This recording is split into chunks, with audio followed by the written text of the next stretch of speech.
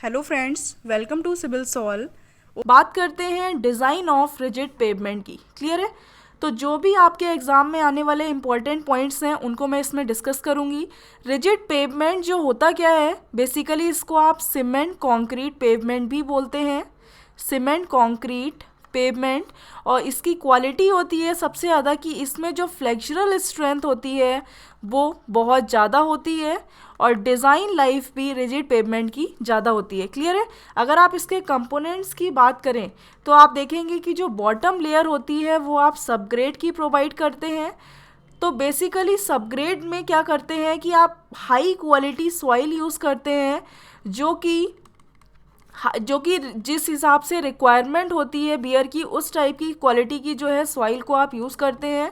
ये सॉइल जो है वेल कॉम्पैक्टेड होती है, हाई डेंसिटी इसकी जो है ज़्यादा होती है।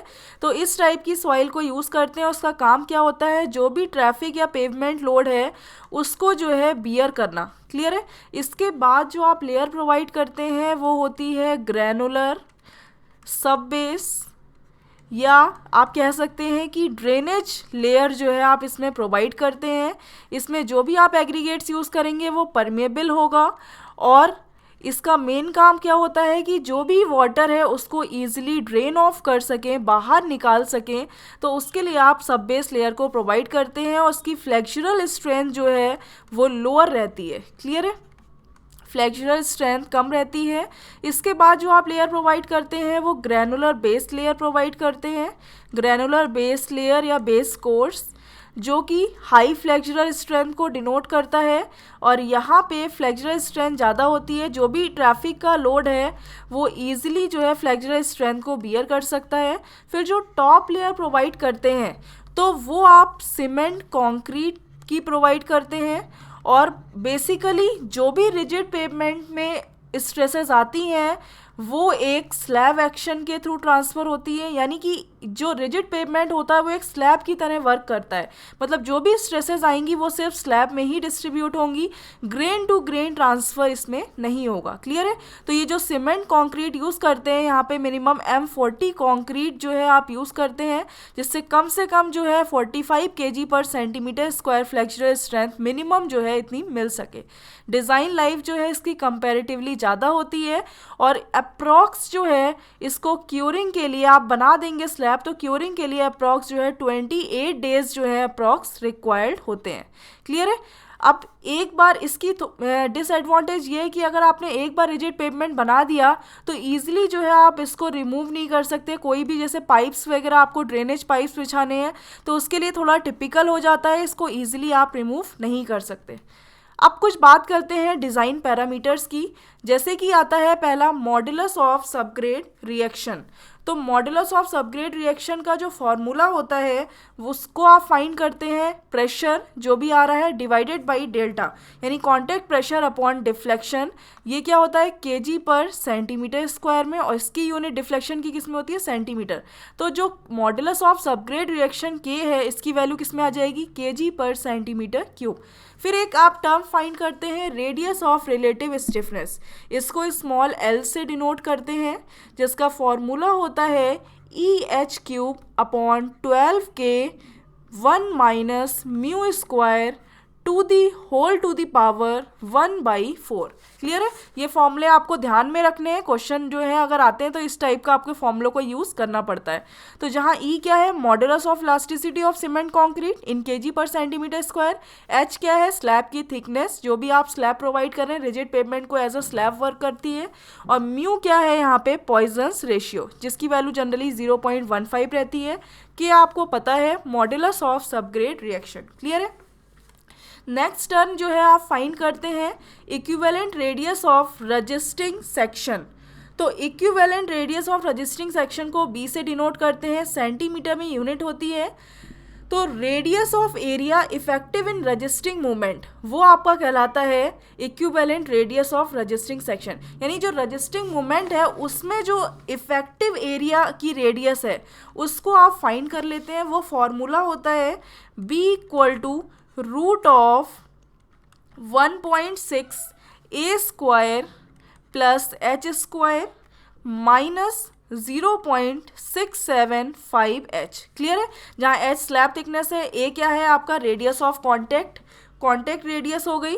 फिर ये फॉर्मूला आप तब यूज़ करेंगे when A is less than 1.724H। Clear है, तो ये ऑप्शंस में पूछ लेते हैं ये फॉर्मूला आप किस टाइप का यूज़ करेंगे अगर A इज़ लेस देन इतना है, और अगर A इज़ ग्रेटर देन है 1.724H। क्लियर है, A की वैल्यू अगर ज़्यादा है तो आप सिंपली जो है B इक्वल टू A को यूज़ कर लेंगे। क्लियर है, तो ये कुछ टर्म्स हैं जिनको आपको डिज़ाइन में हेल्पफुल रहेंगे, याद करना है कि B इक्वल टू A आप तब यूज़ कर रहे हैं जब A is greater than 1.724H, और B equal to root of 1.6A square plus H square minus, ये रूट में इतना पोर्शन रूट में नहीं है, माइनस 0.675H। अब कुछ स्ट्रेसेस जो है रिजिड पेवमेंट में क्रिएट होती हैं, डेवलप होती हैं। तो पहली आती है लोड स्ट्रेसेस और दूसरी होती है टेम्परेचर स्ट्रेसेस। यानी जो लोड आ रहा है उसकी वजह से जो स्ट्रेस डेवलप हो रही है और टेम्परेचर चेंजेस की वजह से जो स्ट्रेसेस डेवलप हो रही हैं, ये दो टाइप्स की होती हैं, वार्पिंग स्ट्रेसेस और फ्रिक्शनल स्ट्रेसेस। वार्पिंग स्ट्रेसेस जो है डेली वेरिएशंस की वजह से जो होती हैं डेवलप होती हैं डे नाइट टाइम में, और फ्रिक्शनल स्ट्रेसेस जो डेवलप होती हैं वो सीजनल वेरिएशन ऑफ टेम्परेचर की वजह से डेवलप होती हैं। सीजनल वेरिएशन, जैसे समर आ गया, विंटर आ गया, तो उसकी वजह से जो टेम्परेचर चेंज हो रहा है उसकी वजह से जो स्ट्रेसेस डेवलप होंगी स्लैब पे वो फ्रिक्शनल स्ट्रेसेस कहलाती हैं। और जो डे में जो टेम्परेचर है, नाइट में जो टेम्परेचर है, उसकी वजह से जो चेंजेस आ रहे हैं डेली, वो कहलाती हैं वार्पिंग स्ट्रेसेस। तो ये डेफिनेशंस आपको पता होनी चाहिए ऑब्जेक्टिव पर्पस के लिए। अब आता है पहला टर्म व्हील लोड स्ट्रेसेस। तो जो व्हील लोड स्ट्रेसेस है वो दो टाइप से आप निकाल सकते हैं। पहला वेस्टरगार्ड फार्मूला, ये कि जो कि बहुत इंपॉर्टेंट है, इसी को आप नॉर्मली क्वेश्चंस में यूज़ करते हैं। तो इसमें जो है जो भी स्ट्रेसेस आती हैं व्हील लोड स्ट्रेसेस, पहली बात तो स्लैब के इंटीरियर सेक्शन पे आएंगी, अंदर वाले में, दूसरी एज पर डेवलप होती है, और जो थर्ड स्ट्रेसेस होती है वो कॉर्नर्स पे जो डेवलप होती है, यानी एजेस पे, कॉर्नर्स पे और इंटीरियर पे। क्लियर है, जो स्ट्रेसेस डेवलप हो रही है तीन टाइप्स की। तो पहली जो इंटीरियर में डेवलप हो रही है, अंदर जो डेवलप हो रही है स्ट्रेसेस, इसमें उसका फॉर्मूला होता है, वेस्टरगार्ड ने दिया है 0.316 P upon H square 4 log base 10 L upon B minus plus 1.069। तो ये फॉर्मूला आपको ध्यान रखना है, जहाँ L क्या है radius of relative stiffness, B क्या है रजिस्टिंग रेडियस, और P जो है व्हील लोड है, H क्या है स्लैब थिकनेस। क्लियर है, ऐसी जहाँ पर जो स्ट्रेसेस जो है वो एज पर जो स्ट्रेसेस डेवलप हो रही हैं, तो एजेस पर डेवलप होने का जो फॉर्मूला है 0.572 P upon H square 4 log base 10 L by B plus 0.359। Clear है, और जो कॉर्नर पे स्ट्रेसेस डेवलप होती हैं उसको आप कैलकुलेट कर सकते हैं 3P upon H square 1 minus A√2 upon L to the power 0.6। तो ये जो है वेस्टरगार्ड ने कुछ फॉर्मूले दिए जिनके थ्रू जो है आप व्हील लोड स्ट्रेसेस कैलकुलेट कर सकते हैं। एक क्वेश्चन देख लीजिए, calculation wheel load stress due to design wheel load of 4200 kg। आपको डिज़ाइन व्हील लोड P की वैल्यू जो है 4200 kg गिवन है, मॉडुलस ऑफ इलास्टिसिटी की वैल्यू गिवन है 2.8 into 10 to the power 5 kg पर सेंटीमीटर स्क्वायर। आपको रेडियस ऑफ कॉन्टैक्ट गिवन है 14 सेंटीमीटर, H आपको स्लैब थिकनेस गिवन है 20 सेंटीमीटर, म्यू की वैल्यू गिवन है, पॉइजन्स रेशियो की वैल्यू 0.15, और मॉडुलस ऑफ सबग्रेड रिएक्शन की वैल्यू गिवन है 7 kg पर सेंटीमीटर क्यूब। ठीक है, ये आपको गिवन है, व्हील लोड स्ट्रेस कैलकुलेट करनी है। तो आपको पता है कि सबसे पहले तो आपको B की वैल्यू निकालनी होगी। तो जो भी B का फॉर्मूला आप लगाएंगे तो सबसे पहले आप ये देखेंगे कि जो A की वैल्यू है अगर वो लेस देन है 1.724H से, तब तो आप फॉर्मूला यूज़ करेंगे root of 1.6 A square plus H square minus 0.675 of H। Clear है, तो आप यहाँ पे देख लीजिए 1.724H की वैल्यू कितनी है 20। तो ये जो वैल्यू आ रही है दैट इज़ 14.48 सेंटीमीटर, और ए कितना गिवन है 14 सेंटीमीटर। इसका मतलब है कि ए की वैल्यू लेस देन हो गई इससे, तो आप ये फॉर्मूला यूज़ कर सकते हैं। तो रूट ऑफ 1.6, ए कितना है 14 स्क्वायर, प्लस एच की वैल्यू है 20 square, minus 0.675 into H given है आपको 20। तो यहाँ से आप बी की वैल्यू निकाल सकते हैं 13.213 सेंटीमीटर। क्लियर है? तो यहाँ से बी मिल गया। अब आपको व्हील लोड स्ट्रेसेस कैलकुलेट करनी है। तो पहले जो व्हील लोड स्ट्रेसेस हैं एसआई यानी इंटीरियर पे जो आप कैलकुलेट करेंगे, तो इंटीरियर का फॉर्मूला क्या होता है आपको पता है कि 0.316 P upon H square 4 log base 10 L by B plus 1.069। Clear है? तो जब आप इसमें वैल्यूज पुट करेंगे 0.316 पी आपको गिवन है 4200 divided by H slab thickness जो है आपको गिवन है 20 square into 4 times of log base 10। L की वैल्यू जो है आपको क्वेश्चन में सबसे पहले आपको एल भी कैलकुलेट करना पड़ेगा। तो एल का फॉर्मूला क्या होता है E H cube upon 12k 1 minus mu square to the power 1/4। ठीक है? तो जब आप इसमें सारी वैल्यूज पुट करेंगे, ई की भी पता है, एच की पता है, के की वैल्यू पता है, म्यू की वैल्यू पता है, तो फाइनली आपको लेंथ की जो वैल्यू है मिल जाएगी 72.27 सेंटीमीटर। ठीक है? रेडियस ऑफ रिलेटिव स्टिफनेस जो है आपको वैल्यू मिल जाएगी 72.27 सेंटीमीटर। तो यहाँ पे आप वैल्यू रख दीजिए 72.27 डिवाइडेड बाई बी की वैल्यू आप निकाल चुके हैं 13.213 प्लस 1.069। तो आपको जो इंटीरियर पे स्ट्रेस है उसकी वैल्यू मिल गई आपको 13.34 kg पर सेंटीमीटर स्क्वायर। क्लियर है? सिमिलरली जो है आप इंटीरियर पे मिल गई है, एजेस पे कैलकुलेट कर सकते हैं। एजेस पे कैलकुलेट करने का फॉर्मूला क्या होता है 0.572 P upon H square 4 log base 10 L by B plus 0.359। तो इस पे जब आप सारी वैल्यूज पुट करेंगे तो एजेस पर जो भी स्ट्रेस मिलेगी 19.88 kg पर सेंटीमीटर स्क्वायर एजेस पर आपको स्ट्रेस की वैल्यू मिल जाएगी। अब बात आती है कॉर्नर पे जो स्ट्रेस का फॉर्मूला होता है वो होता है 3p upon H square into 1 minus a√2 upon L two the power 0.6। Clear है? तो ये फॉर्मूला होता है एजेस पे। तो जब आप इसमें वैल्यूज पुट करेंगे तो आपको 17.01 kg पर सेंटीमीटर स्क्वायर जो है आपको कॉर्नर स्ट्रेसेस मिल जाएंगी। तो इस टाइप से क्वेश्चंस आते हैं, फॉर्मूले की हेल्प से डायरेक्टली आप स्ट्रेसेस को कैलकुलेट कर सकते हैं। अब नेक्स्ट टाइप ऑफ स्ट्रेसेस आती हैं that is temperature stresses. Generally ये दो टाइप की स्ट्रेसेस होती हैं, वॉर्पिंग स्ट्रेस और फ्रिक्शनल स्ट्रेस। क्लियर है? तो जो वॉर्पिंग स्ट्रेस होती है, जो डेली वेरिएशन की वजह से जो स्ट्रेसेस डेवलप होती हैं वो कहलाती है वॉर्पिंग स्ट्रेस, और सीजनल वेरिएशन की वजह से जो टेम्परेचर स्ट्रेसेस डेवलप होती हैं उनको कहते हैं फ्रिक्शनल स्ट्रेसेस।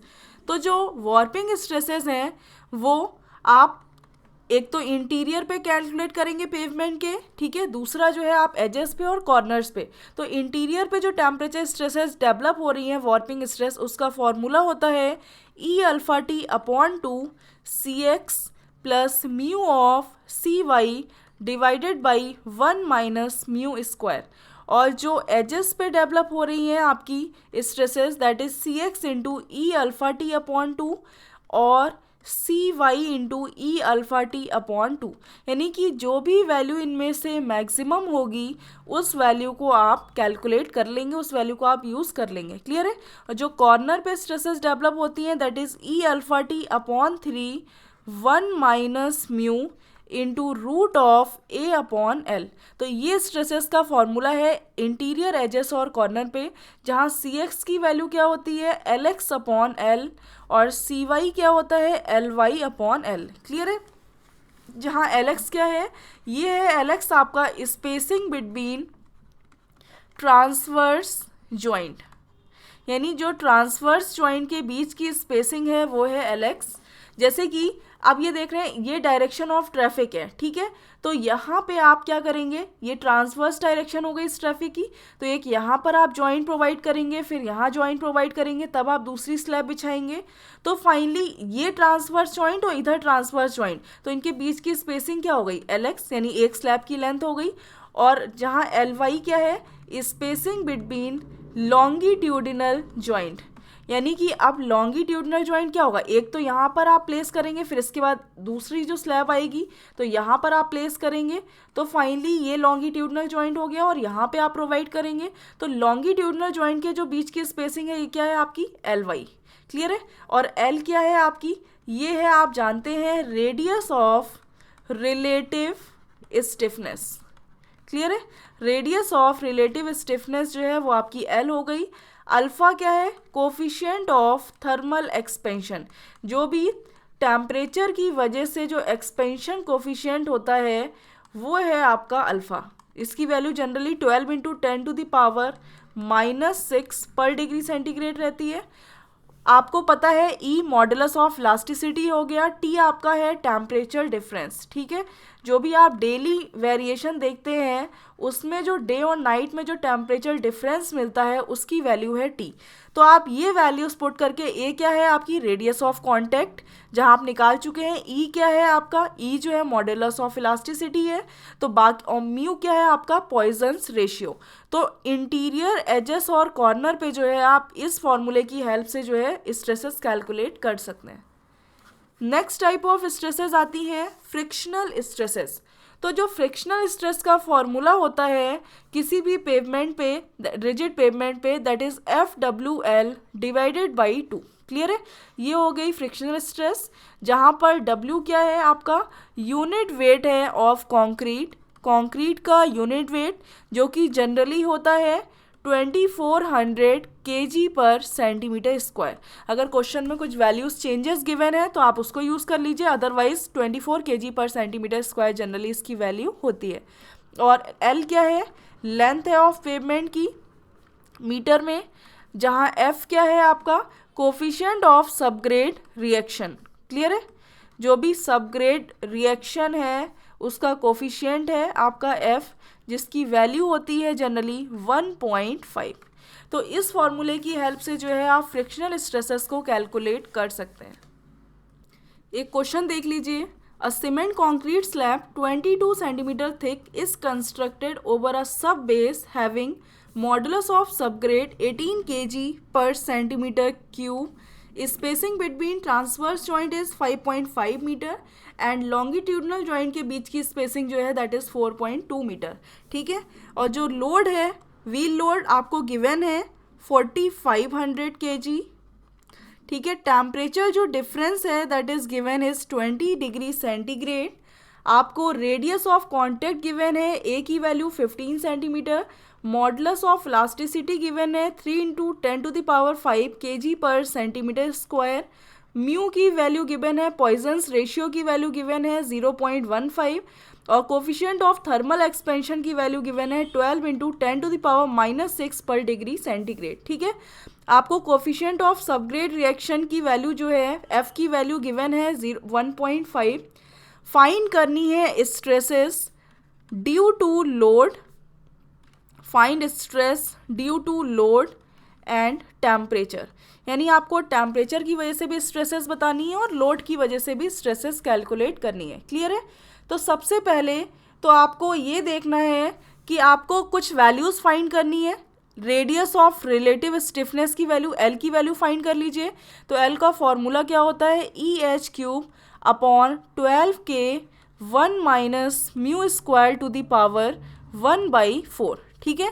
तो यहाँ पे जब आप वैल्यू पुट करेंगे, E की वैल्यू कितनी गिवन है 3 इंटू 10⁵, H आपको 22 सेंटीमीटर गिवन है, जो थिकनेस है आपकी स्लैब की that is 22 centimetre, divided by 12 into K की वैल्यू जो है गिवन है 18 kg पर centimetre cube, modulus of subgrade की वैल्यू जो है गिवन है इंटू 1 माइनस म्यू की वैल्यू 0.15 है, 15 म्यू स्क्वायर, सॉरी स्क्वायर जो है ये अंदर रहेगा, 1 minus mu square to the power 1/4। ठीक है, तो जब आप इसको सॉल्व करेंगे तो 62.36 सेंटीमीटर जो है आपको L की वैल्यू मिल जाएगी। B की वैल्यू निकाल लीजिए। तो सबसे पहले आप ये देखिए कि 1.724 ऑफ H की वैल्यू कितनी है। H कितना है आपका 22 सेंटीमीटर, तो इसकी जो वैल्यू आएगी दैट इज़ 37.928। ये वैल्यू जो है A से क्या है, A की वैल्यू उससे कम है। इसका मतलब है कि आप B का फॉर्मूला कौन सा लगाएंगे, root of 1.6 A square plus H square minus 0.675 of H। तो यहाँ से आप B की वैल्यू फाइंड कर सकते हैं। तो 1.6 A की वैल्यू कितनी गिवन है, A की वैल्यू क्वेश्चन में 15 सेंटीमीटर गिवन है, 15 square plus H 22 square minus 0.675 और H कितना है 22। ठीक है, तो यहाँ से आपको विड्थ की V की वैल्यू मिल जाएगी रेडियस की 14.201 सेंटीमीटर। तो ये सारी वैल्यूज़ मिल गई। अब डायरेक्टली आप फॉर्मूला लगा सकते हैं। तो पहले तो आपको व्हील लोड स्ट्रेसेस कैलकुलेट करनी है। तो एस इंटीरियर पे क्या फॉर्मूला होता है व्हील लोड स्ट्रेस का, वेस्टरगार्ड के according 0.316 P upon H square into 4 log base 10 L/B plus 1.069। ठीक है, तो ये फॉर्मूला होता है। इसमें जब आप वैल्यू सारी पुट करेंगे तो आपको इंटीरियर पे स्ट्रेस मिल जाएगी 10.692 kg पर सेंटीमीटर स्क्वायर। ठीक है, सेकेंड जो फॉर्मूला होता है एजेस पे that is 0.572 P upon H square into 4 log base 10 L/B plus 0.359। तो आप जब इसमें वैल्यूज़ पुट करेंगे तो एजेस पे आपको स्ट्रेस मिल जाएगी 15.58 kg पर सेंटीमीटर स्क्वायर। ठीक है, इंटीरियर हो गया, एज हो गया और कॉर्नर। तो कॉर्नर पे स्ट्रेस का फॉर्मूला क्या होता है 3P upon H square into 1 minus A√2 upon L to the power 0.6। तो जब आप इसमें वैल्यूज़ पुट करेंगे तो आपको कॉर्नर स्ट्रेस की वैल्यू मिल जाएगी 13.28 kg पर सेंटीमीटर स्क्वायर। तो इन फॉर्मूले की हेल्प से ये तो आपने व्हील लोड स्ट्रेस कैलकुलेट कर ली। अब आप टेम्परेचर स्ट्रेस कैलकुलेट करेंगे। ठीक है, टेम्परेचर स्ट्रेसेस कैलकुलेट करने के लिए आपको पता है सबसे पहले क्या वैल्यूज चाहिए, Cx की वैल्यू चाहिए। Cx क्या होता है Lx अपॉन L, और आपको पता है Lx क्या है, जो भी स्पेसिंग है बिटवीन ट्रांसवर्स जॉइंट के बीच की स्पेसिंग कितनी है 5.5 मीटर, यानी Lx की वैल्यू कितनी हो गई 5.5 डिवाइडेड बाई L की वैल्यू आपने क्या निकाली है 62.36। क्लियर है, तो यहाँ पे जब आप वैल्यू पुट करेंगे, अब ये मीटर में है तो इसको 100 से मल्टीप्लाई कर दें, सेंटीमीटर में कन्वर्ट हो गया, डिवाइडेड बाई 62.36। तो इसकी जो Cx की वैल्यू आ जाएगी दैट इज़ 8.81। और ऐसे ही सिमिलरली Cy की वैल्यू निकाल सकते हैं Ly अपॉन L से, और Ly क्या है आपकी जो भी स्पेसिंग है बिटवीन लॉन्गिट्यूडनल जॉइंट की, यानी 4.2 मीटर। तो 4.2 इंटू 100 डिवाइडेड बाई 62.36। तो जो Cy की वैल्यू आ जाएगी वो आ जाएगी आपकी 6.73। ठीक है, तो ये वैल्यूज़ जो हैं आपको मिल गई। तो आप डायरेक्टली जो है टेम्परेचर स्ट्रेसेस कैलकुलेट कर सकते हैं। तो पहला टेम्परेचर स्ट्रेस का फॉर्मूला क्या होता है इंटीरियर पे, तो इंटीरियर पे जो फॉर्मूला होता है that is E∝T upon 2 Cx plus mu of Cy divided by 1 minus mu square. Clear है, तो इसमें जब आप वैल्यू पुट करेंगे तो आपको पता है E की वैल्यू, अल्फ़ा की वैल्यू, T की वैल्यू, सारी वैल्यूज़ पता है। तो आपको इंटीरियर पे जो स्ट्रेस मिलेगी दैट इज़ 43.64 kg पर सेंटीमीटर स्क्वायर। सिमिलरली आप एजेस पे कैलकुलेट कर सकते हैं। तो एजेस का फॉर्मूला क्या होता है Cx, जो भी वैल्यू ज़्यादा है तो आपको पता है Cx की वैल्यू यहाँ पे ज़्यादा है, डायरेक्टली फॉर्मूला लगा देंगे Cx into E∝T divided by 2। तो यहाँ पे आपको एजेस पे वैल्यू मिल जाएगी स्ट्रेस की दैट इज़ 37.8 kg पर सेंटीमीटर स्क्वायर। और सेकेंडली जो आप कॉर्नर पे स्ट्रेस निकालते हैं उसका फॉर्मूला क्या होता है, कॉर्नर पे स्ट्रेस का फॉर्मूला आपको पता है कि E∝T upon 3 1 minus mu into root of A upon L। Clear है, तो यहाँ पे इस फॉर्मूले में जब सारी वैल्यूज़ आप पुट करेंगे तो आपको कॉर्नर पे जो स्ट्रेस है वो मिल जाएगी 13.84 kg पर सेंटीमीटर स्क्वायर।